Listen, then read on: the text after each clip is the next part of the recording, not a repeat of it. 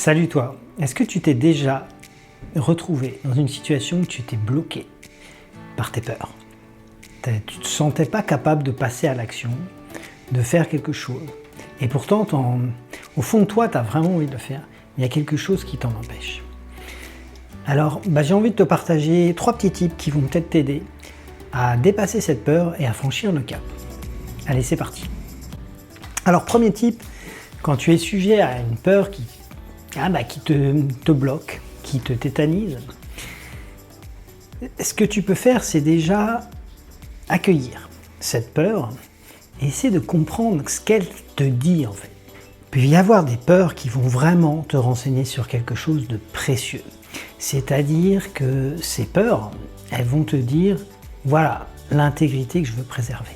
Mais pour ça, il faut l'observer avec attention. Tu as peur de, par exemple, parler à un inconnu. Finalement, si tu réfléchis, qu'est-ce qui fait que cette peur, elle est légitime ou pas? Il est évident que tu t'exposes. En fait, concrètement, la plupart du temps, les gens ont peur de parler avec des inconnus parce qu'ils s'exposent à ce qu'on pourrait appeler le rejet, tout simplement. C'est-à-dire que la personne réagisse mal et puisse les rejeter.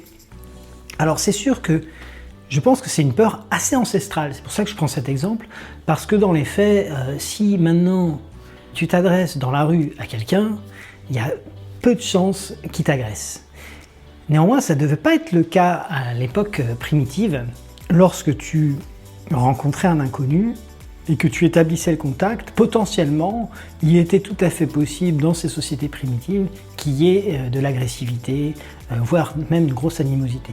Donc peut-être que c'est un héritage reptilien, je n'en sais rien. Mais dans les faits, quand on a peur d'aborder un inconnu ou de discuter avec un inconnu, ça relève souvent d'une peur d'être rejeté. Donc cette peur, elle est infondée. Pourquoi? Parce que dans nos sociétés occidentales, et vous pourrez faire l'essai peut-être aujourd'hui, vous verrez que si vous vous adressez à quelqu'un de façon bienveillante, de façon gentille, de façon attentionnée, il est vraiment très fortement probable que la personne vous accueille ça très bien et soit tout à fait charmante dans sa réponse. Donc voilà, première chose, avoir conscience de la peur qui nous empêche de passer à l'action. Cette disposition demande une certaine humilité envers soi-même qui n'est pas forcément évidente. Parce qu'on a été entraîné dans notre enfance à occulter nos peurs, ou du moins à dire « n'aie pas peur, vas-y, fonce », etc. Comme si c'était quelque chose de mal. En fait, c'est bien ça que je veux dire. C'est ne faites pas de la peur quelque chose de mal. C'est tout à fait normal. Mais le truc, c'est qu'il faut en avoir conscience et se dire quelle est la peur qui est activée à ce moment-là. Voilà, je vais prendre un autre exemple. Quand je me suis lancé dans YouTube et faire des vidéos YouTube, j'avais vraiment peur de m'exposer publiquement parce que j'avais peur des retours en fait, des personnes.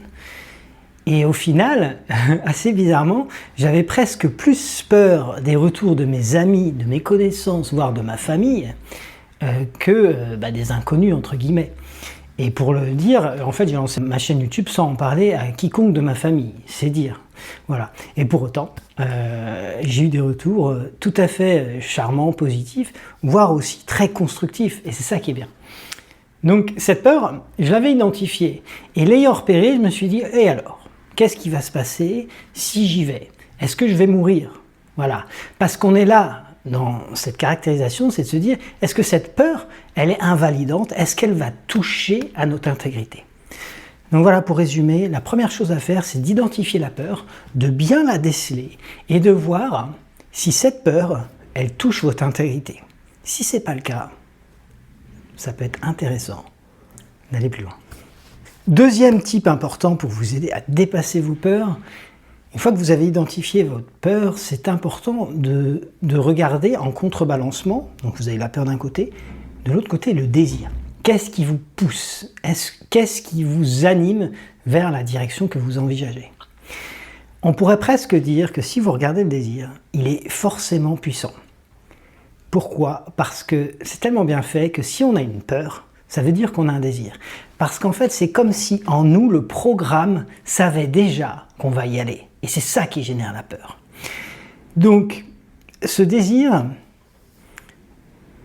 ce qui peut être chouette, c'est plutôt que de l'associer à la peur, c'est d'essayer de l'associer à ce qui va vous apporter à sa réalisation. Et donc là, il y a un exercice qui peut être super chouette à faire. Je reviens encore sur ça. C'est la visualisation. Vous visualisez, en fait, le principe, c'est de se visualiser lorsque vous avez fait l'action pour laquelle vous avez un élan, pour laquelle vous avez un désir. Voilà. Donc, prenez bien ce temps de visualiser, de vous dire, tiens, prenons un exemple. Je vais prendre un exemple très simple qui me concerne. Moi, j'aime pratiquer la danse, mais je pratique une certaine danse dont j'ai déjà parlé en vidéo, qui est le tango, depuis peu. Et je n'ai pas un niveau...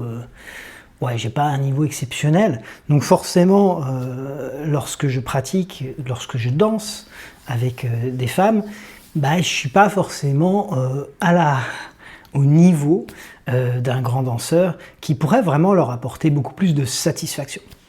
Et donc, naturellement, moi j'ai cette peur d'être entre guillemets, je mets des guillemets, un boulet, et de pas donner un super moment de danse à ma partenaire. Et je me sens un petit peu embêté. Donc ça, je l'ai bien identifié, cette peur. Pour franchir le cap, ce que j'aime bien, c'est de me visualiser en train de danser bien. Je m'imagine en train de danser bien avec la personne, et souvent, en fait, qu'est-ce que je fais? Je vais aller chercher, non pas des pas de danse de fou que je ne sais pas faire, mais je vais m'imaginer danser bien dans ce que je sais faire.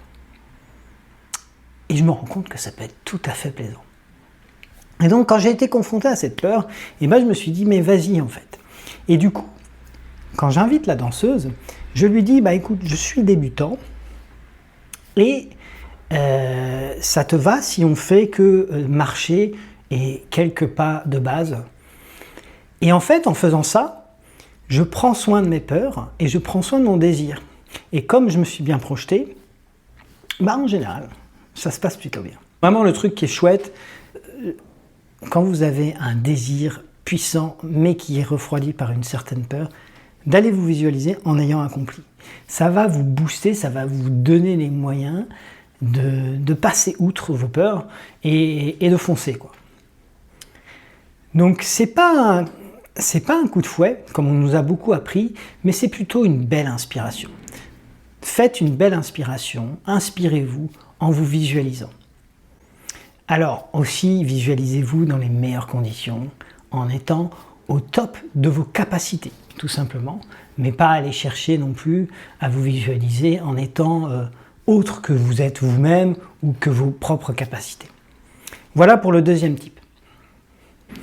Le troisième type, pour vous aider à dépasser vos peurs, il y en a d'autres, mais là j'en évoque que 3, c'est de vous lancer un défi, de vous donner un challenge. Alors c'est puissant, puisque le challenge va donner un petit peu d'excitation à la chose et va vous permettre aussi, et c'est ça qui est bien, de vous engager, entre guillemets, avec vous-même à faire quelque chose. Alors je m'explique. Si, mettons, vous avez la peur, je vais reprendre l'exemple que j'ai donné au début, vous avez la peur de réaliser des vidéos sur YouTube, concrètement, qu'est-ce que vous allez faire? En vous lançant un défi, vous allez focaliser sur autre chose que votre peur. Vous allez vous focaliser sur un objectif précis, un objectif à ne pas manquer. Et plutôt que vous focaliser sur le résultat, vous allez vous focaliser sur les moyens. Je m'explique, c'est-à-dire que moi, quand je me suis lancé le défi YouTube, il n'était pas question de faire des belles vidéos YouTube. C'était pas mon objectif. Mon objectif, c'était de faire des vidéos. Alors forcément, oui, on a envie de bien faire, mais en même temps, moi, ce qui m'intéressait, c'était vraiment de produire, de me mettre devant la caméra et de faire. Et comme j'avais pas beaucoup de temps, mais que j'avais ce défi, j'avais pas 36 000 solutions, je pouvais pas tergiverser pendant des mois à produire un script. Il fallait que je produise quelque chose. Et là, le temps étant ce qu'il est, ça descend et puis on y va, quoi. Go, go. Et donc, j'étais très heureux parce que Sitôt la vidéo produite, il n'était pas question de me dire « Waouh, la vidéo elle est top, génial, c'est génial ». Non, parce que j'étais forcément dans l'apprentissage. Mais j'étais dans l'idée de « Ah, mais j'ai accompli mon défi, j'ai produit une vidéo ». Et là, j'avais une satisfaction immédiate de ce que j'avais fait, quelle qu'en soit la qualité. Et ça, c'est vraiment, vraiment top. Si vous voulez dépasser vos peurs, ça peut vraiment vous aider d'être vraiment dans ce que vous faites et non pas dans la qualité du contenu, mais vraiment dans l'action. Observez l'action, respectez cet objectif d'action. Alors voilà pour ce troisième type. Et je vais amener un complément, c'est que si vous faites des défis, ça peut être super chouette de vous engager auprès d'amis, de connaissances, en leur disant voilà, moi je me suis lancé ce défi, qu'est-ce que t'en penses, etc. Et dire est-ce que tu veux bien m'aider. C'est-à-dire que les gens vont vous aider à respecter ce défi. Ça a été mon cas quand j'ai fait mon défi vidéo. J'étais très bien accompagné de personnes qui me disaient hey, c'est le moment là, c'est peut-être le moment de produire, etc. Et j'avais ce suivi qui m'aidait beaucoup. J'aurais été seul, j'aurais peut-être pu procrastiner et me dire j'y vais pas. Donc entourez-vous de gens qui vous élèvent, de gens géniaux.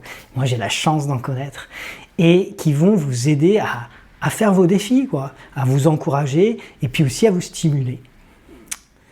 Voilà pour le troisième type, se créer des défis. J'espère que ça vous a inspiré et en guise de conclusion, j'avais envie de vous citer une maxime très connue de Nelson Mandela. Et que j'aime beaucoup. Pourquoi? Parce qu'elle nous renseigne sur une chose, c'est que n'ayez pas peur de faire, parce que n'ayez pas peur de vous planter. Car quoi qu'on fasse, quand on fait quelque chose, des fois on se plante et c'est ok. En fait, je dirais même que quand on se plante, c'est là où on tire le plus de conclusions, c'est là où on grandit le plus et c'est là où on devient meilleur. Alors qu'est-ce que nous dit Nelson Mandela? Nelson Mandela, il nous dit « Je ne perds jamais. Soit je gagne, soit j'apprends. » Donc n'hésitez pas à dépasser vos peurs, à franchir ce cap et à réaliser vos rêves. Si vous avez des commentaires, des retours, écrivez-moi, c'est toujours très précieux. Et je vous souhaite en tous les cas une très belle fin de journée et une magnifique présence au monde.